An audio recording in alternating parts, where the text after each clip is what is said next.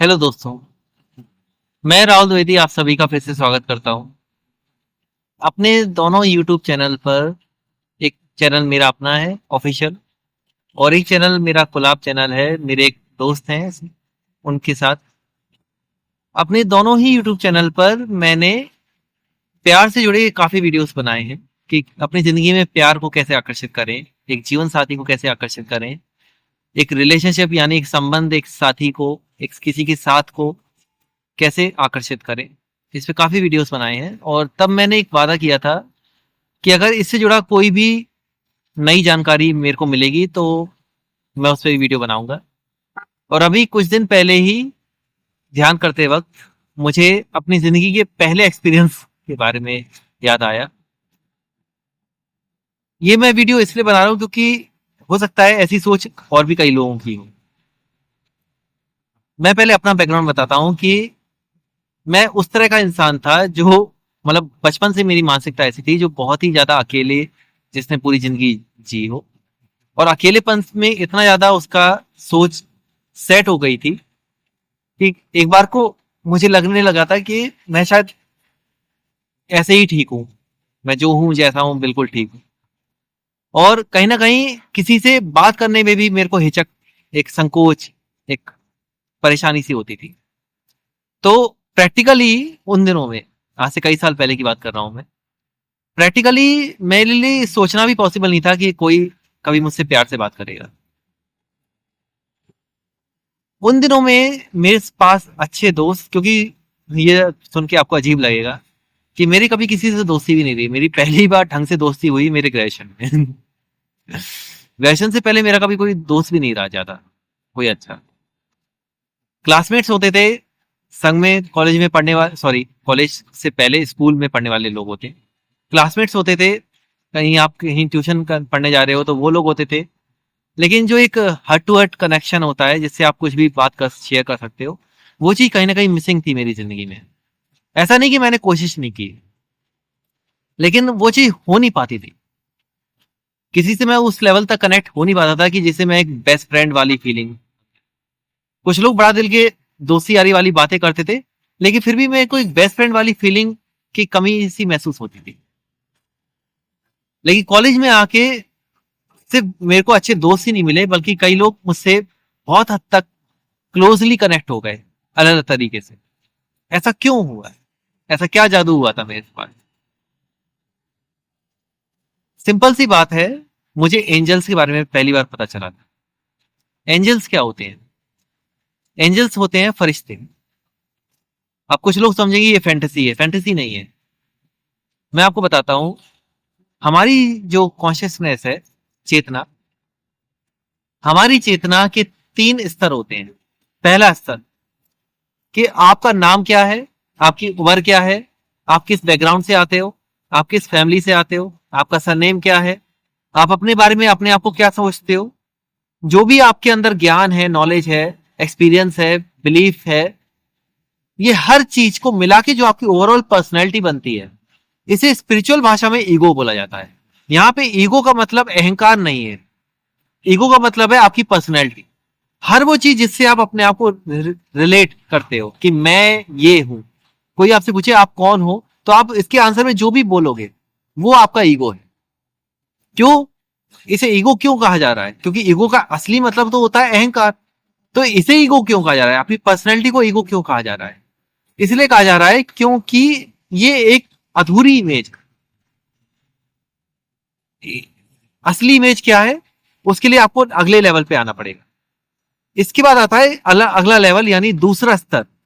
दूसरा स्तर क्या है कि आप संपूर्णता से कनेक्ट होने की कोशिश कर रहे हैं।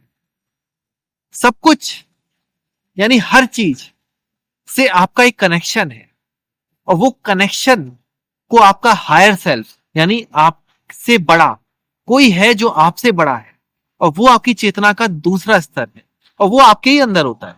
ये चीज तब ज्यादा अच्छे समझ में आती है जब आप ध्यान करते हो। तो जब आप ध्यान करते हो तब अच्छे समझ में आती है। प्रैक्टिकली अगर आपको समझना है तो आपको एक दृष्टा की तरह से जीना पड़ेगा, ऑब्जर्वर की तरह से जीना पड़ेगा, कि आप कोई भी चीज को बिना जज किए जीना शुरू कर दो। ये कुछ लोगों के लिए बहुत कठिन होता है, जैसे कि इंग्लिश में एक कहावत होती है, इग्नोरेंस इज ब्लिस। मतलब जब आप अनदेखा करके जीते हो तो आप अपने आप आनंद में चले जाते हो। अनदेखा करना ही आनंद है, इग्नोरेंस इज ब्लिस। लेकिन ज्यादातर लोगों को अनदेखा करने की आदत होती नहीं है। मेरे कलीग तो मुझसे कहती थी कि सर इग्नोरेंस इज ब्लिस आप बोलते हो, लेकिन इग्नोर होता नहीं है मुझसे। तो मैं कहता था मत कर यार इग्नोर। लेकिन अगर आप कर सकते हो तो यही एक प्रैक्टिकल तरीका है। इसके अलावा फिर फिलॉसफी में दूसरा तरीका से ध्यान करना ही है। या फिर आपके पास कोई भगवान की कृपा से इंस्टेंट अवेकनिंग हो जाए, जैसे जापानीज भाषा में सेटोरी कहा जाता है, SATORI, सेटोरी। इसका मतलब होता है कि कुदरती कृपा से आपके अंदर इंस्टेंटली आपका ज्ञान जाग गया। ऐसा होता है। रामकृष्ण परमहंस के साथ पहली बार तब हुआ था जब बादल को देख के उनका ध्यान लग गया था। उनके लिए वो एक सेटोरी मोमेंट था। तो ये आपका दूसरा स्तर है जब आप कुदरत से यानी हर चीज से कनेक्ट होते हो।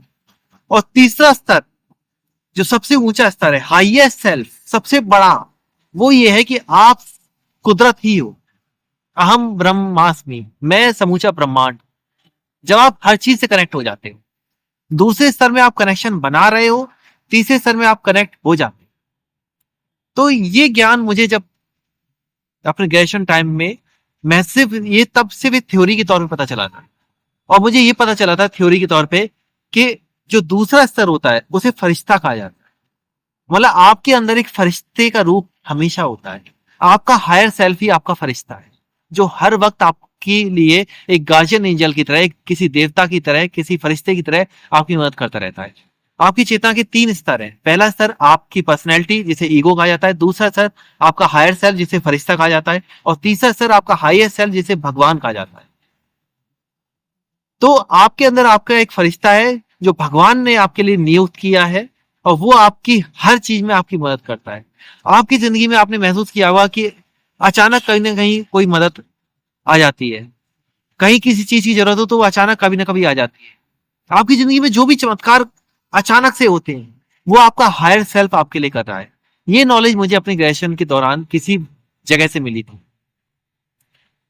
और मैंने अपने फरिश्तों पे एकदम सरेंडर हो गया कि अगर ये सिर्फ मैंने एक टेस्ट माने एक प्ले यानी खेल के तौर पे, सिर्फ जानने के लिए, क्यूरियोसिटी, जिज्ञासावश जानने के लिए मैंने सोचा था कि अगर वाकई में ऐसे फरिश्तों जैसा कुछ होता है तो मुझे जानना है कि क्या फरिश्ते मेरी जिंदगी में ऐसे लोगों को ला सकता है जो मुझे फरिश्ते जैसा ही महसूस कराए, जिन्हें देख के मुझे लगे कि यार इस दुनिया फरिश्ते भी होते हैं।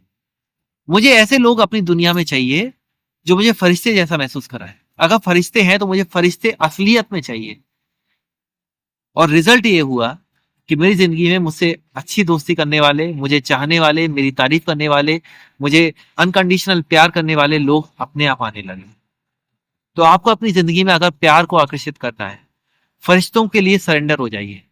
अपने आपके अंदर जो आपका फरिश्ते वाला हायर सेल्फ है उससे कहिए कि मुझे अपनी जिंदगी में अनकंडीशनल प्यार करने वाले फरिश्ते चाहिए। मुझे ऐसे फरिश्ते चाहिए जो मुझे बिना किसी शर्त के अनकंडीशनल प्यार करें।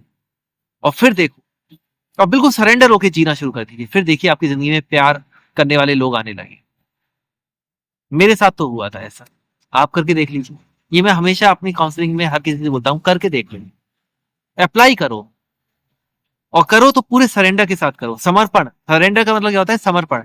मान के चलो कि आपकी जिंदगी में फरिश्ते आने वाले, कुछ ऐसे लोग आएंगे जो आपको फरिश्ते जितना ही प्यार करेंगे, क्योंकि फरिश्ते अनकंडीशनल होते हैं। अब मैं थोड़ा इमोशनल भी हो रहा हूँ ये बोलते बोलते, क्योंकि फरिश्ते वाकई में आपकी जिंदगी में चमत्कार कर देते हैं। फरिश्तों पर यकीन करिए, आपकी जिंदगी में फरिश्ते आने लगेंगे।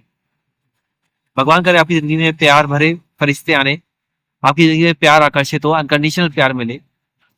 इस वीडियो को कई बार देख लीजिए ताकि आपको अच्छे से समझ में आ जाए, और भगवान आप सबका भला करे। धन्यवाद।